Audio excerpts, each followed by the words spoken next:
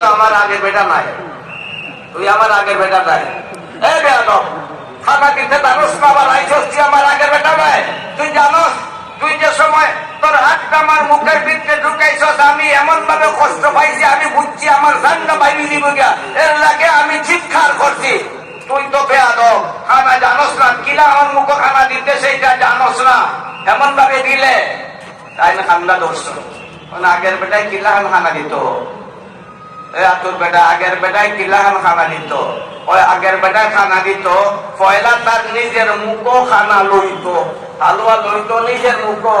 আমারে হইতো আখর মুখ খুলো, আমি মুখ খুলতাম, তখন তার মুখ আমার মুখের লগে লাগাইতো, আর জিফরা দিয়ে তার জিফরা দিয়ে ঠেলা দিয়ে আমার মুখের ভিতরে হালুয়া ঢুকাইয়া দিত।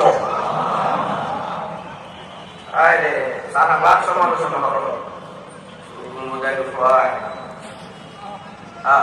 সাহাবা চিনকে না atau না সাহাবা না সাহাবা না সাহাবা চিনছে না, চিনতে পারতো নাই, সাহাবা চিনছে না, চিনতে পারতো নাই। সাহাবা চিনার পথ লইলে না সাহাবা চিনত, সাহাবা যে পথে চলছেন সেই পথে গেলে না সাহাবারে চিনত। বেটা গেছে গাড়িয়ে আর টুকাই গিয়ে নদী ভাই, টুকাই গিয়ে নদী ভাই, বেটা গাড়িয়ে গেছে সিলেট যাইত আর নদী ভাই গিয়ে চুকাই, বেটারে ভাইবনি চুকাইয়া মাথা না চুকাইয়া ভাইবনি কুফতে ও ফতে চলিয়া আমার নবীর সাহাবারে কখনো সঠিকভাবে চিনা সম্ভব না। তাই খান্দা দর্শন আমিরুল মুমিনিন ওমর ফারুক রাদিয়াল্লাহু তাআলা নো খানতে খানতে বেকুল হয়ে গেছেন।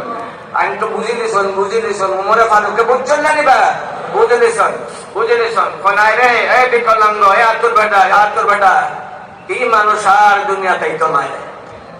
যে মানুষটায় তোর মুখে মুখ মিলাইয়া জিব্বা দিয়ে ঠেলা দেয়া তোর মুখের ভিতরে হালুয়া ঢুকাইয়া দিছে, এই মানুষ এই সূর্য আর দেখতো নাই, ওই মানুষ আর ওই চাঁদ আর দেখতো নয়, ওই মানুষ ওই পৃথিবী আর দেখতো নয়। তাই আসলে আবু বকর সিদ্দিক রাদিয়াল্লাহু তাআলা আনহু তার দুনিয়া থেকে বিদায় নিছেন গা।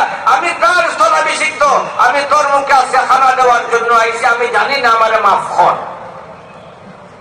এ পুণ্যা খান্না ধরছে, ওই আতুর বেটায় খান্দে, আতুর বেটা বুঝো নিবা, আতুর বেটায় কেটা করে খান্দে, খানতে একবারে অধীর হয়ে গেছে। আমি বলে খান্দস কেন লাগিয়া দুঃখ পাইছ, কয় না আগে পাইছিলাম মুখ দুঃখ, এখন পাইছি কলজার দুঃখ। আগে পাইছিলাম মুখ দুঃখ, এখন পাইছি কলজার দুঃখ। এটা কয় আমি একটা ইয়াহুদ সন্তান, আমি বিকলাঙ্গ, আমি একটা ইয়াহুদ সন্তান। আমি আমার ধর্মগ্রন্থের মাধ্যমে জানছি সর্বশেষ নবী তার নাম হইব মুহাম্মদ, তার পয়লা নম্বর খলিফা তার নাম হইব আবু বকর। সে বিকলাঙ্গের মুখে মুখ মিলাইয়া হালুয়া দিব, আমি ওইটা বইয়া রইছিলাম। আবু বকর আমার কাছে আইব আর তার কাছে আমি ইসলাম কবুল করব।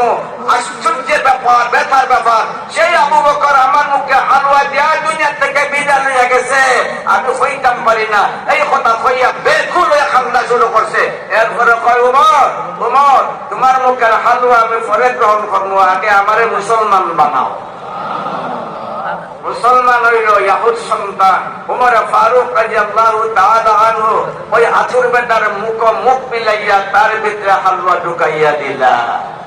এই তাম্মুবি এই আমার সাহাবারা, তোমরা একজন আরেকজনের অনুসরণ করো, আর পরের যারা তারা তোমরা অনুসরণ করবে। সুতরাং যারা সাহাবার অনুসরণ করে না তারা বিভ্রান্ত পথহারা। সেই অনুসরণ, সেই সিলসিলার মাধ্যমে আজকের এই ছাত্র দাওরারা কিতাব হিফজের এদারে দেওয়া গেল সার্টিফিকেট আর সনদ দেওয়া গেল। আল্লাহ তাআলা এই ফাগরি আর এই সনদকে কবুল করুক, আপনার এই আয়োজন আর এই মেহনতকে কবুল করুক। সদক আমিন, আরজুল আমিন। ওয়া আখিরু দাওয়ানা আলহামদুলিল্লাহি রাব্বিল আলামিন।